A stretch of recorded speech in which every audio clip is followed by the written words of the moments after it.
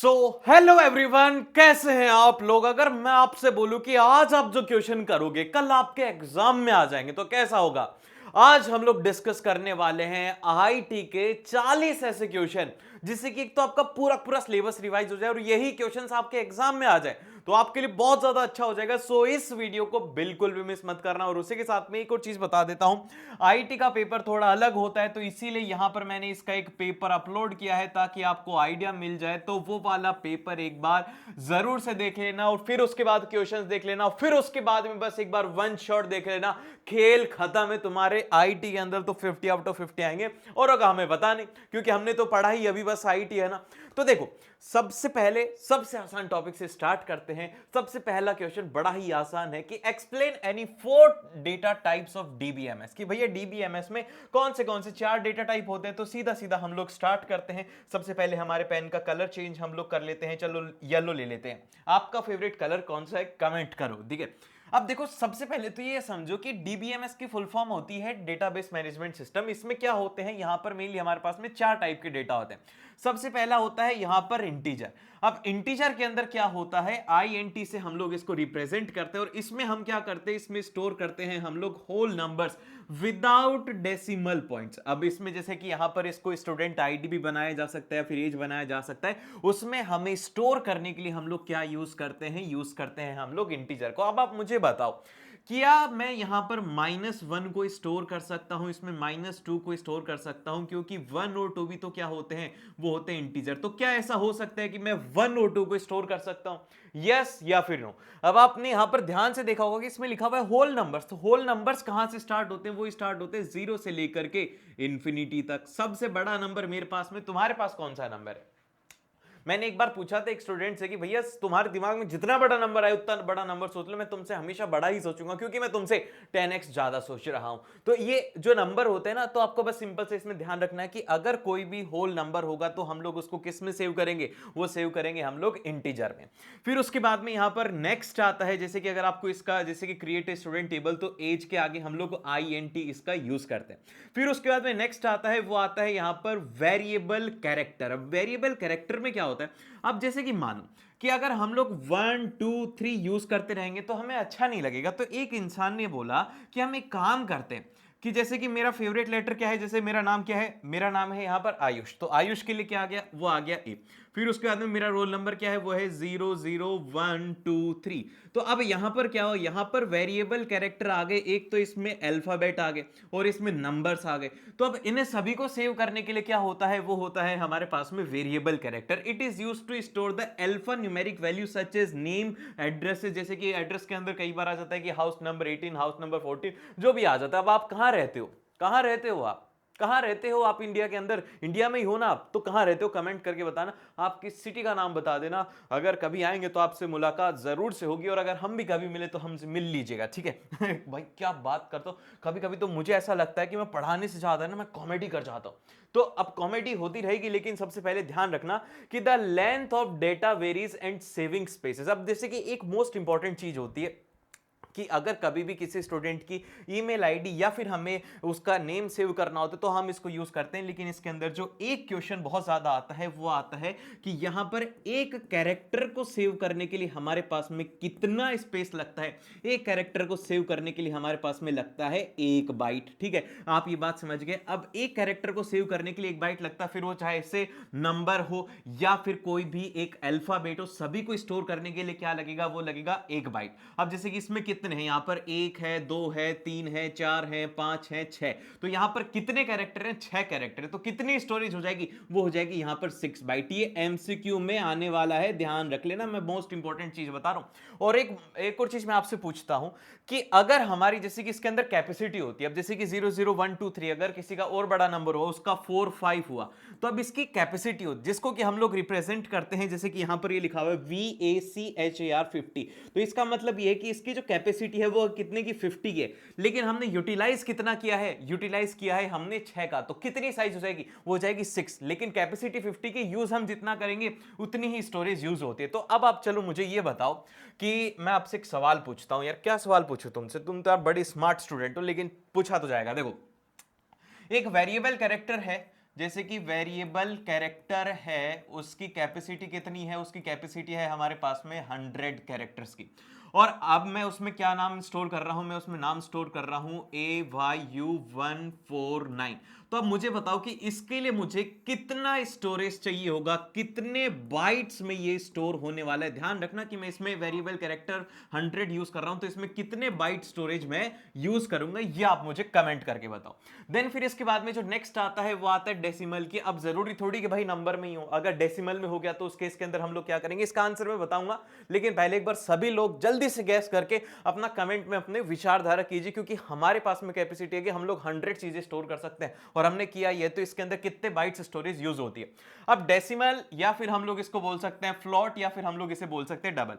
It is use to store the decimal values numbers with the precision. जैसे कि percentage marks, कि आपके कितने परसेंटेज मार्क्स आ रहे हैं। मैंने एक बार बोल दिया था कि स्टूडेंट्स मैनिफेस्ट करिए, और लास्ट ईयर क्या हुआ था, जैसे कि लास्ट ईयर भी मैंने पढ़ाया था, तुम्हारी जैसे चुन्नू मुन्नू से बच्चे थे, उन्होंने अपने मार्क्स कमेंट किए थे, और फिर उसके बाद में जब उनका रिजल्ट आया तो उन्होंने आके बोला कि भैया हमने आपकी वीडियो में बोला था, रोते ही आया था। और एक बात बताता हूं कि आप जैसा मैनिफेस्ट करोगे ना वैसे मार्क्स आएंगे। तो आप मैनिफेस्ट करो कि आपको कितने परसेंटेज चाहिए, आप बस बोलो, आपको मिल जाएगा, क्योंकि यूनिवर्स के पास में देने को बहुत है, लेकिन हम सोचते ही छोटा, हम सोचते कि यार 60% आ जाए, 70% आ जाए, नहीं, एकदम से टॉपर्स वाली सोच रखो। तो अब अपने टारगेट को चेंज करके कमेंट करना कि आपको कितना चाहिए। अब देखो, सबसे पहले यहां पर जब कभी भी हमें कोई भी टेबल प्रोडक्ट्स बनानी होती है, जैसे कि अगर किसी की प्राइस लिखनी होती है, प्राइस क्या होती है, वो होती है 109.52। तो यहां पर ये जो पॉइंट्स के अंदर स्टोर होता है, इसके लिए हम लोग डेसिमल यूज करते हैं। फिर उसके बाद में डेट। अब डेट को स्टोर करने के लिए यहां पर डेट डेटाबेस को यूज करते हैं। इसमें किस तरीके से स्टोर होती है, सबसे पहले ध्यान रखना, सबसे पहले इसमें आती है ईयर, ठीक है, और फिर उसके बाद में यहां पर आता है मंथ, और फिर उसके बाद में लास्ट में आती है यहां पर डेट। तो उस केस के अंदर ये स्टोर होता है। इसमें क्या हो सकता है, डेट ऑफ बर्थ हो सकता है, ज्वाइनिंग डेट हो सकती है, डेट ऑफ रेजिग्नेशन हो सकता है, डेट ऑफ रिजल्ट हो सकता है, जिस दिन तुम्हारा रिजल्ट आएगा, ठीक है। तो ये सब हो सकता है। फिर उसके बाद में और क्या हो सकता है, अब आता है अगला सवाल। ये वाले क्वेश्चंस बहुत ज्यादा पूछे जाते हैं। इसमें जैसे कि आपको दिया गया है एक टेबल, क्या आप इस टेबल को देख पा रहे हो, मैं हट जाता हूं ताकि एक बार आप इसको जूम करके देख लेना। अब इसमें क्या है, हमसे पूछा गया है कि suggest the suitable type of data, कि हमें किस टाइप का डेटा यूज करना चाहिए। अभी अभी तो पढ़ के आए हैं, अभी अभी पढ़ते ही हमने क्वेश्चन सॉल्व कर लिया, तो हमसे क्या एग्जाम में क्वेश्चन हो जाएंगे, बिल्कुल हो जाएंगे। सबसे पहले अगर आप ऑर्डर आईडी देखोगे, इसमें क्या दिख रहा है आपको, ए दिख रहा है और 1 दिख रहा है, अल्फा न्यूमेरिक है। तो इसके लिए हम लोग क्या यूज करेंगे, अभी अभी तो सीख के आए थे, यहां पर यूज करेंगे हम लोग वेरिएबल कैरेक्टर। क्या यूज करेंगे हम लोग, इसके लिए यूज करेंगे यहां पर वेरिएबल कैरेक्टर। फिर उसके बाद में यहां पर है ऑर्डर डेट, तो ऑर्डर डेट के लिए क्या यूज करेंगे हम लोग, डेट यूज करेंगे, ठीक है। फिर उसके बाद में यहां पर कस्टमर आईडी, तो कस्टमर आईडी भी क्या है, इसमें ये लिखा हुआ है C3445। तो क्या हम लोग इसमें यूज करेंगे, इसमें भी हम लोग वेरिएबल कैरेक्टर यूज करेंगे। फिर उसके बाद में अमाउंट में क्या लिखा हुआ है, ध्यान देना, अमाउंट में क्या लिखा हुआ है, वो लिखा हुआ है 1200.00। तो अब ये लिखा हुआ 1200 है, लेकिन पॉइंट लगा दिया तो डेसिमल में आ जाएगा। क्या आप ये समझ पाए, ऐसे क्वेश्चंस आपके एग्जाम में आने वाले। तो इस तरीके के क्वेश्चन जब हम करेंगे तो आप इसको आसानी से रीड कर सकते हो। इसमें बेसिकली हमें स्टोर करना होता है डेटा को, इस तरीके का क्वेश्चन आता है। अब अगला सवाल आता है, किससे आता है, ये आता है हमारे स्प्रेडशीट से। अब इसमें क्या बोला गया है हमसे कि 4 टाइप्स ऑफ हाइपरलिंक होते हैं, तो उनको आप बताइए कि हम लोग कौन से हाइपरलिंक यूज करते हैं यहां पर। तो सबसे पहला जो आता है वो आता है हमारा डॉक्यूमेंट हाइपरलिंक। अब डॉक्यूमेंट हाइपरलिंक का मतलब क्या होता है कि this type of hyperlinks to another part of the same document. ये क्या करेगा, उसी सेम पार्ट के अंदर लिंक करेगा, डॉक्यूमेंट को डॉक्यूमेंट में ही करेगा, ठीक है। ध्यान रखना कि एक पार्ट को उसी पार्ट के उसी स्प्रेडशीट में वहां पर लिंक करेगा।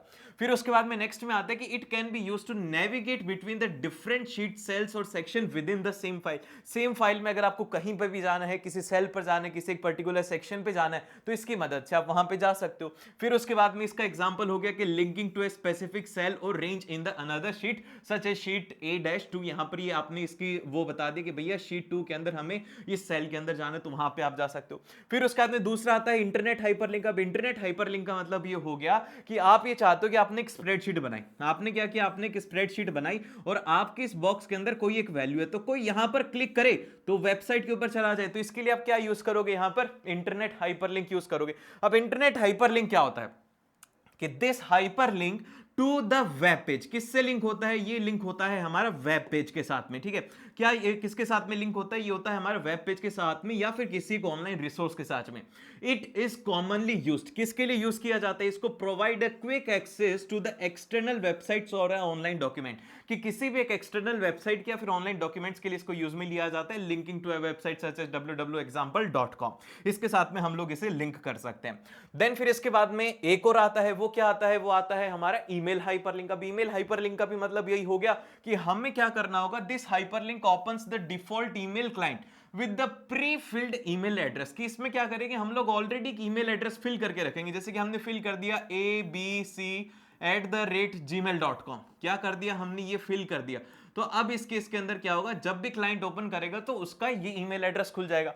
फिर उसके बाद में नेक्स्ट आता है फाइल हाइपरलिंक का। फाइल हाइपरलिंक का मतलब ये होता है कि this hyperlink links to a file store to the computer, कि उस कंप्यूटर के या फिर नेटवर्क में स्टोर्ड फाइल को वहां से हम लोग एक्सेस कर पाएंगे। तो उसके लिए हम लोग क्या यूज करते हैं? फाइल हाइपरलिंक को यूज करते हैं। ये मेनली होता है किसी भी एक डॉक्यूमेंट को ओपन करने के लिए, किसी इमेज को ओपन करने के लिए, या फिर किसी एक फाइल को डायरेक्टली स्प्रेडशीट से ओपन करने के लिए हम लोग इस फाइल हाइपरलिंक को यूज करते हैं। क्या आप इतनी बात समझ गए? जब आप इतनी बात समझ गए हो तो अब आ जाओ अगले क्वेश्चन पर। अब एक ही जगह पर थोड़ी बैठे रहना है हमें। देखो इसमें बोला गया है, क्या बोला गया है इसमें, ध्यान से देखो। इसमें बोला गया है कि list the various ways you can use to protect your data, कि आपको अपना डेटा बचाना है तो आप उसके लिए क्या करोगे। अब जैसे कि अब आपको मैं एक एग्जांपल देता हूं कि हमारा डेटा ब्रीच किस तरीके से होता है, डेटा लीक किस तरीके से होता है। आपको पता होगा कि दो तरीके की वेबसाइट होती हैं। ये वाला क्वेश्चन आएगा तुम्हारे केस के अंदर। एक वेबसाइट होती है HTTP और एक होती है HTTPS, ठीक है। HTTPS होती है और एक होती है HTTP। अब ये HTTP क्या होता है? ये सिक्योर्ड नहीं है। और ये क्या होती है? ये होती है सिक्योर्ड। तो जो नॉन सिक्योर्ड वेबसाइट होती है ना, वो क्या करती है, जैसे कि हमारा जो ब्राउजर होता है ना, वो क्या करता है, उसको है ना हमें अच्छा एक्सपीरियंस देना होता है। वो चाहता है कि है ना हमें ना बिल्कुल भी कष्ट ना हो। तो वो क्या करता है, जैसे कि हम लोग मान लो कि किसी की भी एक वेबसाइट के ऊपर गए, अब वहां पर जाकर के क्या करते हैं, हमारी वो छोटी छोटी कुकीज बनाता रहता है। इस तरीके की छोटी छोटी कुकीज वो बनाते रहता है, इस तरीके से वो कुकीज बना लेता है। अब इस कुकीज का काम क्या होता है? इस कुकीज का काम ये होता है कि जब आप उस वेबसाइट पर विजिट किया तो आपकी लैंग्वेज कौन सी थी वो ये सेव कर लेता है। फिर उसके बाद में आपका कितना जूम इन एड्रेस था, आपने कितना उसमें जूम कर रखा था, आपने उसमें लॉग इन किया था या फिर नहीं किया था। तो ये सारी की सारी जो इंफॉर्मेशन होती है ये हमारा वेब ब्राउजर कुकीज के फॉर्म में स्टोर कर लेता है। अब अगर आप यहां पर इस केस के अंदर क्या चले जाते हो, आप चले जाते हो नॉन सिक्योर्ड वेबसाइट के ऊपर। तो इस नॉन सिक्योर्ड वेबसाइट से क्या होगा कि आपका डेटा, जैसे कि आपके जो ब्राउजर का डेटा है वो क्या करेंगे, इन कुकीज को चुरा लेंगे। अब ये कुकीज के जरिए तो आपने उस वेबसाइट पर एड्रेस किया। अब ये कुकीज जब उन्होंने चुरा ली तो एक तरीके से आपका कंप्यूटर उनके पास में चला गया, आपका सारा डेटा उनके पास में। तो उन कुकीज की मदद से वो आपके अकाउंट में चले जाएंगे, फिर उसके साथ में आपके साथ में स्कैम हो जाएगा। तो इसीलिए इसमें क्या यूज करना होता है, आपको HTTPS वाली वेबसाइट्स यहां पर यूज करनी होती है। उस केस में क्या होता है कि पूरा डेटा इंक्रिप्ट होता है, हमारा डेटा लीक नहीं होता। आप इतनी बात समझ गए हो, ये क्वेश्चन बहुत बार पूछा जाता है, तो इस चीज को एक बार ध्यान रख लेना कि डेटा ब्रीच किस तरीके से होता है, हम लोग अब इसको सेव कैसे कर सकते हैं। देखो अब हम इससे बच कैसे सकते हैं। सबसे पहला तो यह है कि यूज स्ट्रॉन्ग पासवर्ड। अब स्ट्रॉन्ग पासवर्ड को हम लोग कैसे यूज कर सकते हैं कि क्रिएट डिफिकल्ट टू गेस। अब जैसे कि कुछ मैंने लोगों को पासवर्ड देखा है, वो पासवर्ड क्या रखते हैं अपने नाम के आगे, जैसे कि ABC123। अब ये वाला पासवर्ड तो कितना आसान है गेस करना, आगे अपना नाम लिख दिया, 123 लिख दिया, या फिर अपना नाम ही पासवर्ड रखते हैं, अपनी डेट ऑफ बर्थ रख दिया। तो कभी भी ऐसा नहीं रखना चाहिए। हमेशा एक जैसे कि इसमें मिक्सचर ऑफ लोअर केस होना चाहिए, स्पेशल कैरेक्टर होना चाहिए, अपर केस होना चाहिए, या और इसके बाद में नंबर्स होने चाहिए। तो ये स्ट्रॉन्ग पासवर्ड होता है। फिर उसके बाद में नेक्स्ट आता है कि इंस्टॉल एंटीवायरस एंड फायरवॉल। अब एंटीवायरस और फायरवॉल से क्या होता है कि these tools monitors the incoming and outgoing data. ये क्या करते हैं, हमारा कौन सा डेटा आ रहा है, कौन सा डेटा जा रहा है, and preventing the virus from entering and detecting any that may already access to your computer. और इसकी मदद से क्या होता है कि आपके पास में एंटीवायरस होता है ना, तो अगर कोई एक्सेस भी करता है तो आपको पता लग जाएगा, तो आप वहां पर उसे रोक सकते हो। आपका इनकमिंग और आउटगोइंग डेटा ये मॉनिटर करता रहता है। फिर उसके बाद में नेक्स्ट आता है इनक्रिप्ट डेटा, कि आपको जैसे कि important information can be encrypted by using the tools. कौन से टूल्स होते हैं, बिट लॉकर। नाम ध्यान रखना, ये जो नेम है ये इंपॉर्टेंट है, एमसीक्यू में आ सकता है, ठीक है। BitLocker हो गया, requiring a decryption password to access the hard disk and thus blocking the unauthorised access. अब इसकी मदद से क्या होता है, ये आपने इंक्रिप्ट कर दिया डेटा, जिस वजह से क्या होता है कि कोई भी उस इंफॉर्मेशन को एक्सेस नहीं कर पाता। और हमेशा ध्यान रखिएगा, इसमें एक चीज और ऐड करनी होती है कि कभी भी पिन हो गया या फिर आपका एटीएम नंबर हो गया, अकाउंट नंबर होगा, कभी भी ईमेल एड्रेस के ऊपर या फिर मैसेजेस में आपको शेयर नहीं करना चाहिए। ये भी आप इसमें पॉइंट ऐड कर सकते हो। फिर उसके बाद में नेक्स्ट आता है सिक्योर वेबसाइट, जो कि अभी अभी हमने देखा था कि उसके अंदर क्या होना चाहिए, HTTPS होना चाहिए, जो कि यहां पर एड्रेस बार में आपको दिखता है। ये वाला एक इंपॉर्टेंट क्वेश्चन था जो कि आप ध्यान रखेंगे, डायरेक्टली एग्जाम में इससे क्वेश्चंस आते हैं। देन फिर इसके बाद में अब आता है हमारा अगला सवाल। आप देखो इसमें क्या है, ये हमारे पास में थोड़ा सा हम इसे जूम कर लेते हैं। क्या कर लेते हैं, इसे कर लेते हैं हम लोग जूम, और इसमें कलर कर लेते हैं हमारा चेंज, अब हम करेंगे ब्लू। ठीक है, अब देखो इसमें क्या हो रहा है कि your cousin runs A small book store, कि आपका कजन है वो एक छोटा सा बुक स्टोर रन करता है। लेकिन यार तुमने काम नहीं किया यार, मैंने तो अभी ऑब्जर्व किया, लाइक नहीं किया ना तुमने अभी तक, तो जल्दी से लाइक करो और अपने दोस्त के साथ भी शेयर करो यार, वो फेल हो जाएगा। ठीक है, ये बात समझो।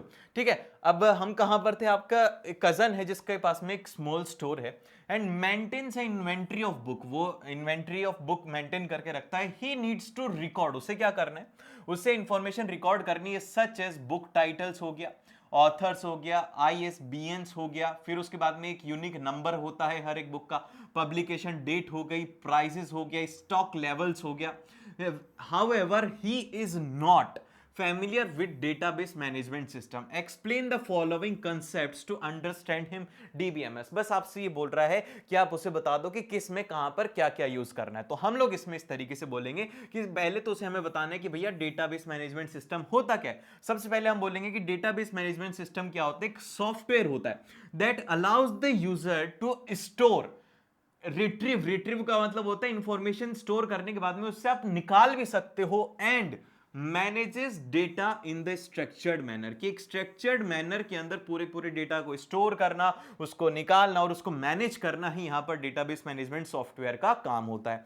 अब आप मुझे बताओ, जैसे कि ये मेरा फोन है, तो जब मैं इसे ऑन करता हूं तो इसमें सबसे पहला सॉफ्टवेयर कौन सा ऑन होता है, ऑपरेटिंग सॉफ्टवेयर ऑन होता है, या फिर यहां पर वेब ब्राउजर ओपन होता है, या फिर यहां पर डेटाबेस मैनेजमेंट सिस्टम ओपन होता है, या फिर यहां पर ओपन होता है मल्टीमीडिया। ये चार ऑप्शन है आपके पास में, ABCD। बताओ कि जैसे ही मैं मेरा फोन इसको पावर ऑन करता हूं तो क्या होता है। ये इस साल क्वेश्चन आया था। तो इसमें क्या होता है कि जब भी कोई भी डिवाइस बूट अप होती है, जैसे कि अब ये बोर्ड है, बोर्ड के अंदर इसका इनबिल्ट कंप्यूटर है, तो जब कभी भी कोई भी कंप्यूटर ऑन होता है, कोई भी फोन ऑन होता है, तो ये सब के अंदर क्या होता है, इनका एक ऑपरेटिंग सॉफ्टवेयर होता है जो कि हमारी बिना परमिशन के ऑन होता है। फिर उसके बाद में हम लोग नए नए सॉफ्टवेयर उसमें इंस्टॉल करते हैं, ओपन करते हैं, क्लोज करते हैं, वो बाद की प्रोसेस होती है, लेकिन ऑपरेटिंग सिस्टम सबसे पहले होता है, ऑपरेटिंग सॉफ्टवेयर सबसे पहले होता है। फिर उसके बाद में नेक्स्ट आता है कि what are the advantages of DBMS. तो भैया डीबीएमएस के एडवांटेज तो ये होते हैं कि जैसे कि डेटा कंसिस्टेंसी होती है, सिक्योरिटी होती है, एफिशिएंट होता है, डेटा रिट्रीवल आसान होता है, एंड रिड्यूस द डेटा रिडवेंसी की। रिडवेंसी का मतलब ये होता है कि डेटा लॉस्ट होने की प्रोबेबिलिटी होती है, और आपका जैसे कि आपने बहुत सारी इंफॉर्मेशन स्टोर कर ली, तो आप उसको ईमेल पर भी किसी को सेंड कर सकते हो, और आप उसको आसानी से देख भी सकते हो, और आपका डेटा क्या होता है उस केस के अंदर सेफ भी होता है अगर आप उसको इनक्रिप्ट कर लेते हो। तो ये होते हैं हमारे पास में उसके एग्जांपल्स। ठीक है, और फिर उसके बाद में नेक्स्ट आता है, यहां पर इसमें बोला गया है कि name any two database program that can be used to create a table and store the data according to the requirement, कि उसके रिक्वायरमेंट के अकॉर्डिंग उसे क्या यूज करना चाहिए। एक तो सबसे पहले यहां पर उसे यूज करना चाहिए MySQL, और फिर उसके बाद में माइक्रोसॉफ्ट एक्सेस उसे यूज करना चाहिए। फिर उसके बाद में यहां पर आता है कि कौन सी फील्ड है जिसको कि प्राइमरी की बोला जाएगा। अब प्राइमरी की क्या होता है, प्राइमरी की का मतलब ये होता है कि एक यूनिक की, क्या होता है, एक यूनिक यहां पर डेटा होता है, जो कि क्या होता है, वो पूरे में यूनिक होता है।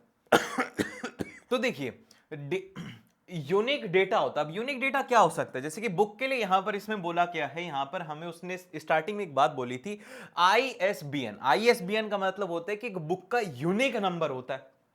तो जो कोई भी यूनिक डेटा होता है, अब जैसे कि हो सकता है कि ये आपका जैसे रोल नंबर हो जाए, या फिर वहां पर क्या हो जाए, उसका सीक्वेंस नंबर हो जाए। तो इस तरीके का डेटा जो कि सिर्फ और सिर्फ एक होगा और उसके रिगार्डिंग में आगे सारे होंगे। जैसे कि अब ये डेटा क्या है, ISBN, आईएसबीएन होगा किसी एक बुक का, तो उसके लिए क्या होगा, उसकी स्पेसिफिकली यहां पर पब्लिशिंग डेट होगी। क्या होगी यहां पर, उसकी एक पब्लिशिंग डेट होगी, उस बुक का वहां पर नाम होगा, और फिर उसके साथ में क्या होगा, उसकी प्राइस होगी, और उसके साथ में क्या होगा, उसका स्टॉक होगा। तो ये जो तीन चार चीजें हैं, ये सारी की सारी किसके साथ में लिंक होंगी, एक यूनिक प्राइमरी की के साथ में लिंक होंगी, क्योंकि वो यूनिकली उसको आइडेंटिफाई करता है उस डेटा को। ठीक है, ये बात आप ध्यान रखेंगे। फिर उसके बाद में आता है हमारा अगला सवाल। अब इसमें क्या बोला गया है, इसमें बोला गया है कि what is the difference between primary की एंड फॉरेन की। तो अब एक बात ध्यान से सुनना है, इसकी डेफिनेशन जो है वो एक बार ध्यान से हम लोग देखेंगे। सबसे पहले बोला जाता है कि यहां पर प्राइमरी की क्या होती है, प्राइमरी की यूनिकली आइडेंटिफाइज, क्या करता है, uniquely identifies each record in a table, कि एक टेबल के अंदर अगर कोई भी यूनिक रिकॉर्ड जो होता है वो वहां पर हम लोग प्राइमरी की से आइडेंटिफाई कर पाते हैं। फिर उसके बाद में फॉरेन की क्या होता है, फॉरेन की क्या होता है कि फॉरेन की इज अ फील्ड, क्या होती है, एक फील्ड होती है in one table that refers to the primary key. क्या होता है यहां पर, फॉरेन की एक ऐसे फील्ड होती है जो कि किसको रेफर करती है, प्राइमरी की को रेफर करती है ऑफ अनदर टेबल, कि एक टेबल का जो डेटा है, एक प्राइमरी की का जो डेटा है वो दूसरी टेबल को क्या करता है, उस दूसरी टेबल को रेफर करता है। तो इसे ही हम लोग बोलते हैं यहां पर फॉरेन की। इससे क्या होता है कि दो टेबल्स के बीच में हमारे पास में रिलेशनशिप आ जाती है। अब इसका एग्जांपल क्या हो जाएगा, इसका एग्जांपल ये हो जाएगा कि स्कूल डेटाबेस के अंदर the roll number is a student table में क्या हो गया, वो हो गया हमारा प्राइमरी की। स्टूडेंट टेबल थी, उसके अंदर रोल नंबर हो गया हमारा प्राइमरी की। वाइल द सेम और फिर उसके बाद में while the same roll number in the marks table, कि मार्क्स टेबल के अंदर क्या हो जाएगा, सेम जो रोल नंबर है वो क्या हो जाएगा as a foreign key, linking to the two tables. अब सेम यहां पर क्या हो गया, अब आप ध्यान से सुनो कि है तो रोल नंबर, लेकिन रोल नंबर और जो मार्क्स हैं वो आपस में इन दोनों को किससे रिलेट कर पाएगा, कौन रिलेट कर पाएगा, जल्दी बोलो क्या वो करेगा यहां पर, फॉरेन की करने वाला। तो इस तरीके से यहां पर प्राइमरी की में और फॉरेन की में इसका डिफरेंस होता है। तो इसकी डेफिनेशन एक बार ध्यान से देख लेना, अच्छे से इसका स्क्रीनशॉट ले लेना। देन फिर इसके बाद में नेक्स्ट आता है हमारे पास में कि types, what is query and उसके टाइप्स कितने होते हैं। देखो सबसे पहले तो यहां पर क्वेरी क्या होती है, तो query is a request to retrieve, modify, delete specific data from a database, कि कोई भी एक डेटाबेस है जिससे कि अगर आपको कुछ भी करना है, आपको डेटा निकालना हो या फिर आपको उसे मॉडिफाई करना हो या फिर डिलीट करना हो डेटाबेस से, it help in searching and filtering, क्या करती है, सर्च करने में हेल्प करती है, फिल्टर करने में हेल्प करती है, एनालाइज द डेटा एफिशिएंटली, ये आसानी से उसमें आप अगर चाहें तो आप उसमें एडिट कर सकते हो, उसमें इंफॉर्मेशन निकाल सकते हो, उसमें से डिलीट कर सकते हो। किसके थ्रू कर सकते हो, क्वेरी के थ्रू, क्योंकि एक तरीके की रिक्वेस्ट होती है। अब क्या क्या टाइप्स ऑफ क्वेरी होती है, सबसे पहली जो क्वेरी होती है वो होती है हमारी सिलेक्ट क्वेरी। अब तो सिलेक्ट क्वेरी में क्या होता है कि it retrieves the specific record from a table, की अगर आपको एक स्पेसिफिक रिकॉर्ड चाहिए तो उसके लिए आप क्या करते हैं, यहां पर सिलेक्ट क्वेरी को यूज करते हो। फिर उसके बाद में सेकंड आता है यहां पर एक्शन क्वेरी। तो एक्शन क्वेरी क्या करते हैं कि it performs the operations like update, अगर आपको अपडेट करना है, आपको डिलीट करना है या फिर आपको उस रिकॉर्ड को अपेंडेंट करना है, तो उस केस के अंदर आप क्या यूज करते हो, आप एक्शन को यूज कर रहे हो, क्योंकि आपको यहां पर कुछ ना कुछ एक एक्शन करना होता है। फिर उसके बाद में नेक्स्ट में आता है हमारी पैरामीटर क्वेरी। तो अब पैरामीटर क्वेरी क्या करती है कि ask for the user input, अगर यूजर को इनपुट चाहिए होता है बिफोर एग्जीक्यूटिंग, तो उस केस के अंदर हम लोग क्या करते हैं, पैरामीटर क्वेरी को यूज करते हैं। फिर उसके बाद में नेक्स्ट आती है एग्रीगेट क्वेरी। ये क्या करती है, कैलकुलेशंस को परफॉर्म करती है, जैसे कि सम हो गया, एवरेज हो गया या फिर काउंट करना हो गया, ये कौन करता है, ये करता है हमारा एग्रीगेट क्वेरी। फिर उसके बाद में लास्ट में आता है क्रॉस टैब क्वेरी। तो जैसे कि जो भी अगर हमें डेटा समराइज करना होता है, जैसे कि कंपैरिजन के लिए पी ऑफ ए टेबल के अंदर, तो उस केस के अंदर हम लोग क्या बोलते हैं, उस केस में हम लोग बोलते हैं क्रॉस टैब क्वेरी। और एक मोस्ट इंपॉर्टेंट चीज है आपके एग्जाम में इस साल के पेपर के अंदर क्या पूछा गया था, वो पूछा गया था पियोवेट टेबल। तो पियोवेट जो टेबल होता है ये क्या होता है, ये करता है यहां पर समरी, क्या करता है, ये करता है summary of table, summary of table हो गया या फिर समरी ऑफ फील्ड हो गया। अगर हमें समराइज करना होता है तो उस केस के अंदर हम लोग क्या यूज करते हैं, पियोवेट टेबल को यूज करते हैं, ये वाला फीचर हम लोग यूज करते हैं। देन फिर इसके बाद में आता है हमारा अगला सवाल, और अब इसके बाद में आता है अगला सवाल। इसमें बोला गया है कि explain the concept of what if analysis, कि व्हाट इफ एनालिसिस का आप हमें कॉन्सेप्ट समझाइए। देखो सबसे पहले तो आपको समझो कि व्हाट इफ होता क्या, व्हाट इफ का मतलब ये होता है कि अलग अलग सिचुएशंस में अगर हम लोग जैसे कि इनपुट चेंज करते हैं तो आउटपुट में चेंज आता है या नहीं आता, अलग अलग सिनेरियोज होते हैं, तो उस केस के अंदर हम लोग यूज करते हैं व्हाट इफ को, कि अगर ऐसी सिचुएशन हो तो ऐसा आउटकम आए, अगर ऐसी सिचुएशन हो तो ऐसा आउटकम आए, तो उसमें हम लोग व्हाट इफ को यूज करते हैं। अब जैसे कि सबसे पहले हम लोग बोलते हैं कि what if analysis is a powerful feature in Excel that allows the user to explore the different outcomes. क्या करता है वो? Different outcomes based on changing the input values. It is commonly used for the financial modelling and forecasting. और फिर उसके बाद में decision making. Most important यहां पर ध्यान रखना है आपको ये तीनों के तीनों। सबसे पहला है सिनेरियो मैनेजर। अब सिनेरियो मैनेजर क्या करता है? Allows the user to create the multiple scenarios and compare the different possibilities. जैसे कि फॉर एग्जांपल के लिए यहां पर अगर आपको अलग अलग आउटपुट चाहिए होता है, जैसे कि फॉर एग्जांपल के लिए कि आप 6 महीने पहले पढ़ाई करते तो आपका क्या रिजल्ट होता, 8 महीने पहले पढ़ाई करते तो क्या रिजल्ट होता, 1 साल पहले पढ़ाई करते तो क्या होता, और 1 दिन पहले पढ़ाई कर रहे हो तो क्या होता। तो इस तरीके की जो सिचुएशन होती है जिसके अंदर की अलग अलग हम लोग पॉसिबिलिटीज को कंपेयर करते हैं, उसमें हम लोग यूज करते हैं सिनेरियो मैनेजर को। फिर उसके बाद में गोल सिक। ये इस साल के सैंपल पेपर में था। क्या था ये? इस साल के सैंपल क्वेश्चन पेपर में था। ठीक है, अगर पेपर नहीं देखा है तो पेपर देख के आ जाना। इसमें क्या होता है? गोल सिक क्या करता है कि helps to find the required input value to achieve a desired result. कि अगर आपका फाइनल एक रिजल्ट चाहिए, जैसे कि आपको फॉर एग्जांपल के लिए इसमें एक बहुत ही अच्छा सा एग्जांपल है कि आपको चाहिए कि भैया आपकी ईएमआई कितनी आ जाए, आपकी ईएमआई आ जाए 10,000। आपका टारगेट है कि आपकी ईएमआई आ जाए 10,000। तो और आपका क्या है, यहां पर लोन अमाउंट आपका फिक्स है। क्या है? आपका लोन अमाउंट फिक्स है और उसी के साथ में आपका इंटरेस्ट रेट भी फिक्स है। ये दोनों की दोनों चीजें फिक्स है, लेकिन आपको क्या चाहिए? आपको चाहिए ईएमआई 10,000।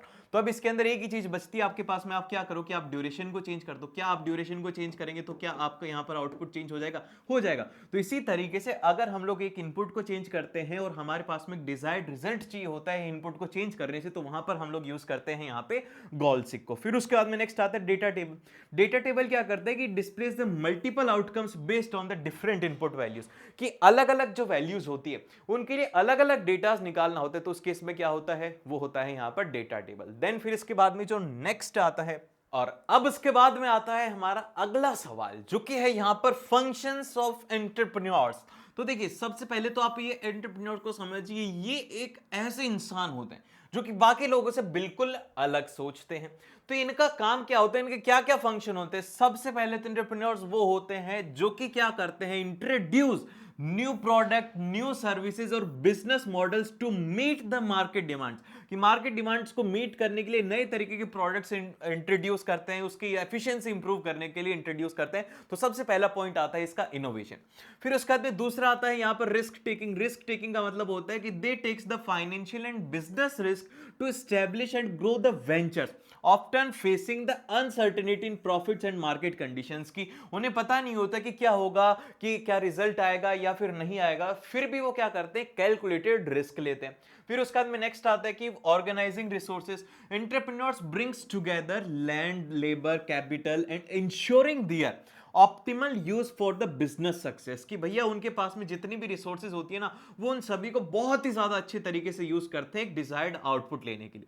फिर उसके बाद में नेक्स्ट आता है एम्प्लॉयमेंट जनरेशन की। Bye starting and expanding the business, entrepreneurs creates jobs, opportunities and reducing the unemployment. वो अनएम्प्लॉयमेंट भी रिड्यूस करते हैं बाकी लोगों को जॉब देने से। फिर उसके बाद में लास्ट में आता है हमारा economic development. They contributes to the country GDP by increasing the production, trade and industrial growth. ये करने से क्या करते हैं? वो देश को भी योगदान देते हैं। फिर उसके बाद में आता है हमारा अगला सवाल। अब ये वाला सवाल क्या है? ये वाला सवाल बहुत ही ज्यादा सिंपल है। इसमें बोला गया है कि एक्सप्लेन द 4 टिप्स। क्या बोला गया है? 4 टिप्स आपको बतानी है। किसके रिगार्डिंग बतानी है? To keep the computer in perfect working condition. तो क्या होना चाहिए? सबसे पहले तो क्या करना है आपको? Regularly update software and security patches, ताकि आपका डेटा वहां पर प्रोटेक्टेड रहे। फिर उसके बाद में सेकंड आते हैं कि clean hardware components to prevent dust buildup. की आपका कंप्यूटर खराब ना दिखे तो उसकी कंटिन्यू सफाई करते रहिए। बैकअप इंपॉर्टेंट फाइल फ्रीक्वेंटली, की हर हफ्ते, जैसे कि हर हफ्ते करो या फिर आप मंथली करो या फिर आप डे के बेसिस के ऊपर करो। जो भी इंपॉर्टेंट फाइल्स होती है उनका आपके पास में बैकअप होना चाहिए। एंटीवायरस को यूज करना चाहिए टू प्रिवेंट मैलवेयर्स। ठीक है। फिर उसके बाद में नेक्स्ट आता है हमारा अगला सवाल।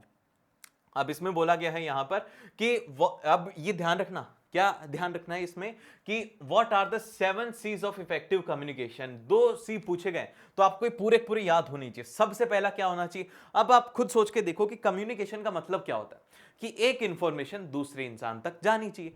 तो अब जैसे कि मेरे पास जो इंफॉर्मेशन, क्या वो आपको अच्छे से समझ में आ रही है? क्यों समझ में आ रही है? क्योंकि हम लोगों की भाषा एक है। मैं हिंदी में बोल रहा हूं, आप भी हिंदी में बोलते हैं, इसलिए आपको समझ में आ रहा है। और मैं बोल रहा हूं वो आपको क्लियरली समझ में भी आ रहा है, और मैं सिंपल लैंग्वेज को यूज कर रहा हूं। तो इसीलिए यहां पर यही इफेक्टिव कम्युनिकेशन के तरीके होते हैं। सबसे पहला होता है कि क्लियर होना चाहिए, कि always say clearly what you want to say. क्या मैंने अभी तक ऐसा बोला, क्या मैंने ऐसा कुछ बोला जो कि आप समझ नहीं पाए? मैं जो बोलना चाह रहा हूं वो आप समझ रहे हैं, लेकिन जो मैं बोलना चाह रहा हूं वो आप नहीं समझ रहे हो। पता है क्यों?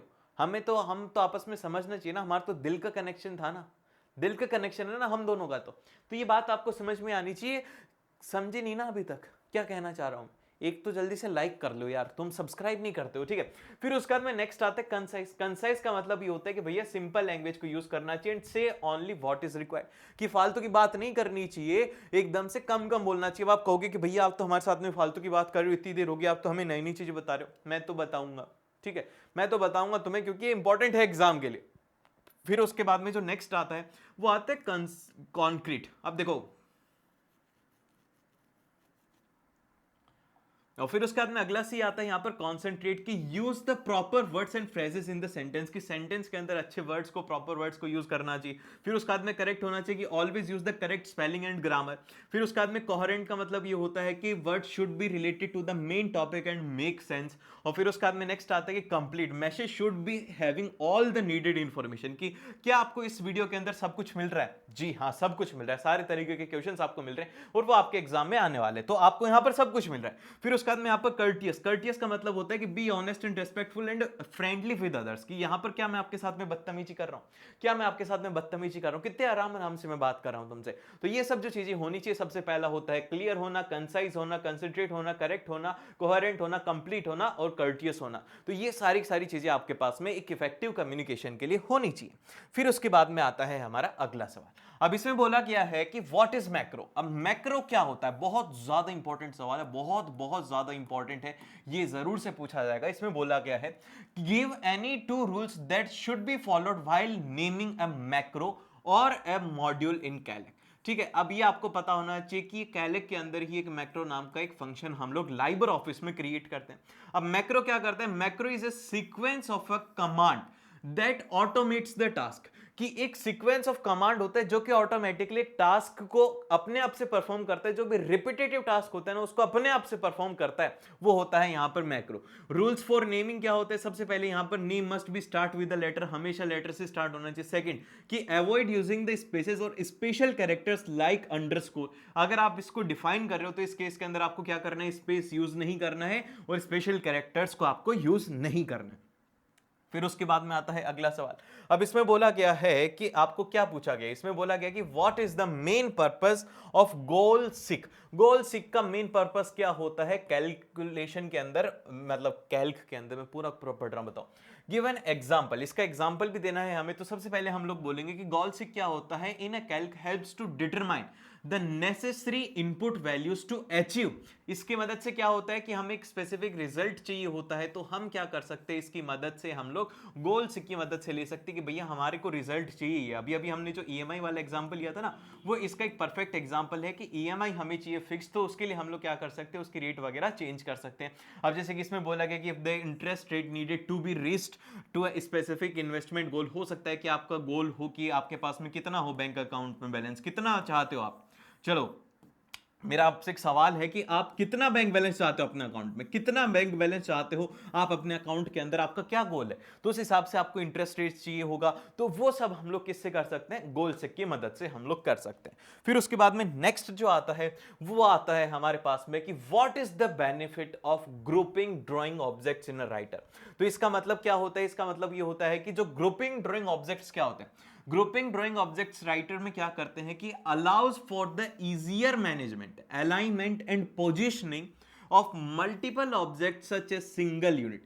कि क्या होता है कि यहाँ पर ग्रुप ड्राइंग से क्या होता है कि आपके पास में बहुत सारे ऑब्जेक्ट है और आपको क्या करना है, उन सभी को आसानी से एक तो आप मैनेज कर सकते हो, उनका अलाइनमेंट एक साथ आप सेट कर सकते हो, उनकी पोजीशन आप एक साथ सेट कर सकते हो। किसके थ्रू कर सकते हो आप ये? ग्रुप ड्राइंग से कर सकते हो, एज ए सिंगल यूनिट आप इसे कर सकते हो। इससे क्या होता है कि this improves the efficiency of layout. इससे क्या होता है कि हमारा जो लेआउट है उसकी एफिशिएंसी हो जाती है। अब जैसे कि मेरा बोर्ड है, अब इसमें मैं जैसे ही क्लिक करता हूं ना, तो ये क्या होता है कि मैं इसको एफिशिएंटली ऐसे जैसे चाहूं वैसे इसको मैं मूव कर सकता हूं। तो इससे क्या होता है, मेरा टाइम बच जाता है। अदरवाइज मुझे क्या होता है कि पहले इस कैनवस को हटाना होता, ये करना होता, वो करना होता। लेकिन इसमें क्या हो रहा है, इसमें यहां पर ग्रुपिंग ऑफ ड्राइंग ऑब्जेक्ट हो रहा है। और फिर उसके बाद में यहां पर क्या करते हैं कि this improves the efficiency of layout adjustment. जैसे कि अभी अभी हमने हिलाया लेकिन ये सब कुछ नहीं हिला, इससे क्या होता है कि हमारी एफिशिएंसी बढ़ जाती है। It prevents object from moving independently, ensuring a more organised document. जिसकी मदद से क्या होता है कि हमारे डॉक्यूमेंट्स और भी ज्यादा ऑर्गेनाइज हो जाते हैं। फिर उसके बाद में नेक्स्ट आता है टेक्स्ट रैपिंग।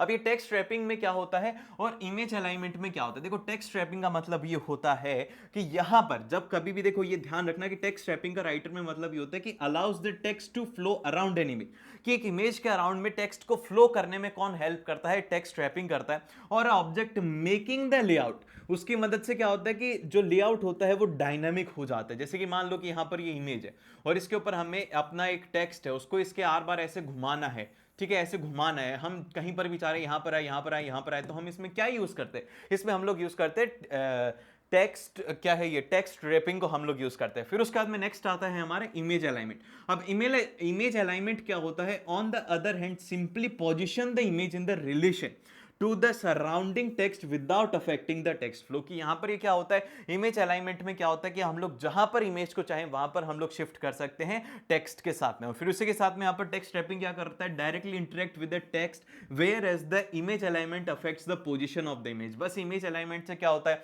हम लोग जो इमेज की पोजीशन होती है उसे हम लोग चेंज कर सकते हैं। फिर उसके बाद में आता है हमारा अगला सवाल, ये ध्यान रखना। अब इसमें क्या हो रहा है कि यहां पर एक सेल्स मैनेजर है, कहां पर? ये मिस्टर अमित है।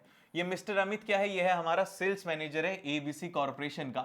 Has created a spreadsheet. उन्होंने क्या किया है? उन्होंने एक स्प्रेडशीट को बनाया है in the Libre Office Calc, and this list sales for the different years in the different region in different worksheet. कि उन्होंने क्या किया कि भैया उनके पास में एक तो है ना अलग अलग साल की स्प्रेडशीट है, अलग अलग रीजन की स्प्रेडशीट है, और उसी के साथ में क्या है, उनके पास में डिफरेंट वर्कशीट है। And he wants to summarise, उसे क्या करना है? समराइज करना है। तो अभी अभी हम लोग थोड़ी देर पहले एक चीज पढ़ के आए थे कि समराइज करने के लिए हम लोग क्या यूज करते हैं? समराइज करने के लिए हम लोग यूज करते हैं पियोवेट टेबल को। तो ठीक है, अब यहां पर ये आ गया, तो अब इसमें क्या आना चाहिए? यहां पर make the certain decisions based on it and help करना है हमें उनको इसमें। तो सबसे पहले बोला गया कि which tool in Calc can be used to combine the sales data from the multiple sheets into a single summary sheet। कि क्या चाहिए हमें? पूरी पूरी सिंगल समरी शीट चाहिए। तो इसके लिए हम लोग क्या करेंगे? हम बोलेंगे कि भैया टू कंबाइन, क्या करना है हमें? पूरे पूरे सेल्स डेटा को कंबाइन करना है मल्टीपल शीट से एक सिंगल शीट में। तो अमित जी क्या यूज कर सकते हैं? अमित जी कंसोलिडेट टूल को यूज कर सकते हैं। कंसोलिडेट टूल क्या करता है?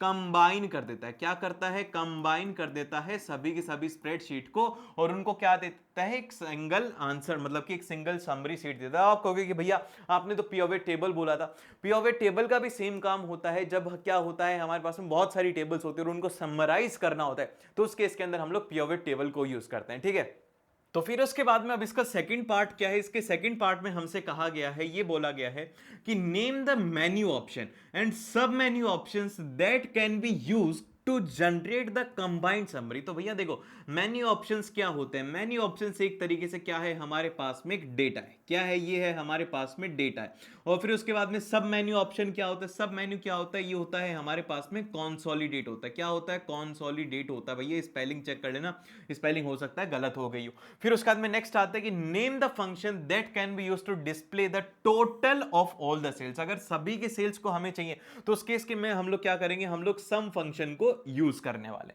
देन फिर उसके बाद में आता है हमारा अगला सवाल। अब इसमें बोला गया है कि he wants to open a summary document stored at a different locations from within the sheet by clicking on the text stored in a cell, how can it be done? भैया simple सी बात है, उनको क्या करना पड़ेगा, उनको sheets को आपस में लिंक करना पड़ेगा। तो हम लोग क्या बोलेंगे कि भैया to open a summary document stored at the different location mister Amit can use a hyperlink. अभी अभी हमने स्टार्टिंग में क्या पढ़े थे, बहुत तरीके का हाइपरलिंक पढ़े थे, तो उसी से ही क्या करेंगे, वो फाइल हाइपरलिंक को यूज करेंगे जिससे कि वो उसी के अंदर ही वापस जा सकते हैं। ठीक है, क्या ये आप बात समझ गए? इतनी बात समझ गए तो अब आ जाओ अगले सवाल के ऊपर। ये वाला सवाल भी बहुत ज्यादा कॉमन होता है जब भी ऐसे क्वेश्चन आए, जैसे कि फायर हैजार्ड वाले आ गए, या फिर वर्किंग वाले आ गए, या फिर एथिक्स वाले आ गए, एंटरप्रेन्योर्स वाले आ गए, तो इनमें क्या करना, रटना मत, इनमें अपने मन से आप लिख सकते हो, रिलेवेंट होना चाहिए, आपको अच्छे मार्क्स उसमें मिल जाते हैं। अब इसमें देखो, इसमें बोला क्या है कि यहां पर आपके पास में बोला गया कि imagine you have assigned a contract of handling fire safety and emergency in a company. You need to spread awareness on the fire safety and emergency handling to the employees. तो इसमें आपको क्या करना होगा, सबसे पहले तो आप दो स्टेप्स बताइए फायर प्रिवेंशन के एट द वर्क प्लेस। तो सबसे पहले हम लोग क्या बोलेंगे, सबसे पहला तो रहेगा कि regular maintenance and inspection of electrical wiring, क्योंकि इलेक्ट्रिकल वायरिंग ही मेन कोज होता है फायर का, and equipments to avoid the potential electric fires की, जिसकी वजह से क्या हो कि जो भी ऐसे इक्विपमेंट्स होनी चाहिए जिससे कि अगर फायर हो तो उसे हम लोग रोक सके। फिर उसके बाद में नेक्स्ट आता है कि storing the flammable materials properly and ensuring they are away from the heat source, कि अच्छे तरीके से जो भी फ्लेमेबल मटेरियल्स है उनको अच्छे तरीके से स्टोर किया जाए और उनको दूर रखा जाए कोई भी हीट सोर्स से। फिर उसके बाद में जो नेक्स्ट आता है वो आता है कि गिव एनी टू बेसिक, इसमें बोला गया है कि गिव क्या हो गया ये, हाँ हाँ ये सही, एक बार इसको क्लियर कर देते हैं फिर उसके बाद में देखते हैं। ठीक है, अब इसमें बोला गया है कि गिव एनी टू बेसिक, क्या बोला गया है इसमें, बोला गया कि two basic emergency handling procedure at the work place. तो सबसे पहला क्या होता है कि सबसे पहला होता है evacuating the building immediately upon hearing a fire alarm और if there is fire threat, कि अगर कहीं पर भी आग वगैरह लग जाती है तो सबसे पहले बिल्डिंग को क्या करना चाहिए, इवैक्यूएट करना चाहिए। फिर उसके बाद में सेकंड आता है कि calling the emergency services such as the fire department and providing them with the accurate information about the situation, उनको पूरी पूरी सिचुएशन के बारे में बताना चाहिए कि भैया ऐसा हो गया है, इसमें हम लोग क्या कर सकते हैं, ये आपको इसमें पता होना चाहिए। क्या आपको ये सब कुछ दिख रहा है, क्या आप इसको आसानी से देख पा रहे हो? ठीक है, आपको सब कुछ दिख रहा होगा। अब बहुत सारे स्टूडेंट मुझसे बोलते हैं कि भैया आप लाइव क्यों नहीं लेते हो? यार देखो, लाइव के अंदर क्या होता है कि है ना, बहुत सारा टाइम वेस्ट हो जाता है। मैं आपके कमेंट्स पढ़ता हूं, आप मेरी बात सुनते हो, फिर मैं एक दूसरे स्टूडेंट का पढ़ता हूं, तीसरे का पढ़ता हूं, जिसमें क्या होता है कि आपको टाइम वेस्ट हो जाता है। तो अगर आप कहोगे कि भैया लाइव लिया हो तो आपके लिए लाइव भी आ जाएगा, लेकिन मेरा तो मानना यह है कि लाइव की बजाय इसे रिकॉर्डेड में हमारा बहुत ज्यादा टाइम बच जाता है। क्योंकि लाइव में अब आपको जैसे कि मान लो कि आपको ये वाले क्वेश्चंस डेटाबेस वाले आते हैं, आपको फायर सेफ्टी वाले नहीं आते, तो आप डायरेक्टली फायर सेफ्टी वाले पर आ सकते हो, आप वीडियो को 2x करके देख सकते हो। अब उसमें क्या होगा कि मैं 2 घंटे तो बीच में, जैसे कि 2 घंटे की मैराथन है तो उसमें 1 घंटे तो मैं फालतू की बकवास करूंगा, मैं कमेंट्स पढ़ूंगा, ये करूंगा, तो इसीलिए क्या होता है कि उसमें होता है टाइम वेस्ट। इसीलिए मैं क्या करता हूं, मैं रिकॉर्डेड वीडियोस हमेशा देता हूं। तो अब देखो चलते हैं हमारे क्वेश्चन के ऊपर। तो अब इसमें बोला गया है कि give any two advantage of relating the two tables in a database, कि दो टेबल्स को रिलेट करने का क्या एडवांटेज होता है। सबसे पहला तो आता है यहां पर data integrity and consistency, relationship enables the enforcement of referential integrity and ensuring that the data is related is valid and consistent। अब इसकी मदद से क्या होता है, जैसे कि मान लो कि आपको है ना जो दो टेबल्स है उसमें एक में कस्टमर की आईडी है और एक में इंफॉर्मेशन है, अगर आपके ये दोनों डेटा आपस में रिलेट हो जाते हैं तो एक तो आपका यहां पर टाइम बचता है और आपके पास में कंसिस्टेंट डेटा आता है। फिर उसके बाद में सेकंड आता है कि रिडक्शन ऑफ डेटा रिडंडेंसी की। अब ये जो डेटा रिडंडेंसी का मतलब ये होता है कि दो टेबल लिंक करने से क्या होता है कि जो डुप्लीकेटिंग, जैसे कि दो टेबल को लिंक कर दिया, आपको डुप्लीकेट करने की जरूरत नहीं है, आप कॉपी करेंगे पेस्ट करेंगे, कॉपी करेंगे पेस्ट करेंगे, वो करने की जरूरत नहीं। सिंपल सा क्या होता है कि by linking the table data rather than duplicating table you can save the storage space and ensures that the data updating the information in one place, कि आप अलग अलग जगह के ऊपर उसको कॉपी पेस्ट करिए। इससे अच्छा क्या होगा कि आपकी एक ही टेबल के अंदर दोनों टेबल आपस में रिलेट कर पाएंगे। फिर उसके बाद में अगला सवाल आता है यहां पर कि explanation of many to many relationship, कि मैनी टू मैनी रिलेशनशिप्स का क्या होता है। देखो सबसे पहले तो क्या होता है कि ये many to many relationship exist when multiple records in a table are associated with the multiple records in a table B, कि एक टेबल B के जो डेटा है, बहुत सारे डेटा वो टेबल A के साथ में रिलेट होते हैं, जैसे कि A का ये वाला A वाला डेटा वो उसके B के साथ में, फिर उसके बाद में A का डेटा ए का डेटा भी यहां पर बी के साथ में लिंक है, और ए का डेटा, ट्रिपल ए का डेटा भी यहां पर किसके साथ में लिंक है, बी के साथ में लिंक है। तो ये जो एसोसिएशन होता है मल्टीपल का मल्टीपल के साथ में, उसे कहा जाता है मैनी मैनी रिलेशनशिप। अब इसका एग्जांपल क्या है, इसका एग्जांपल ये है कि in a school database system one student can enroll in a many courses and one course can have many student. क्या बात समझ गए कि एक स्टूडेंट के पास में बहुत सारे कोर्सेज हो सकते हैं और एक कोर्स में बहुत सारे स्टूडेंट हो सकते हैं। तो ये कैसा हो गया, ये हो गया हमारा मैनी मैनी रिलेशनशिप। फिर उसके बाद में नेक्स्ट आता है इंप्लीमेंटेशन। इंप्लीमेंटेशन का मतलब ये होता है कि because the database system can not directly link two tables in a many to many fashions, a third table is known as a junction table, की जिसकी वजह से क्या होता है कि एक तीसरी टेबल होती है जो कि एज अ ब्रिज टेबल की तरह यहां पर यूज किया जाता है। फिर उसके बाद में नेक्स्ट आता है, वो आता है यहां पर स्ट्रक्चर। अब स्ट्रक्चर क्या होता है कि the junction can contains foreign keys, उसमें क्या हो सकती है, उसमें फॉरेन की हो सकती है that can reference the primary keys of both the student tables and the courses table and breaking the relationship down into the 2 to 1 to many relationships। ठीक है, तो ये रहा हमारा ये पूरा वीडियो, और ये वीडियो कैसा लगा मुझे कमेंट करके जरूर से बताइएगा, और मिलते हैं आपसे नेक्स्ट वीडियो में। All the best, one shot video miss मत करना।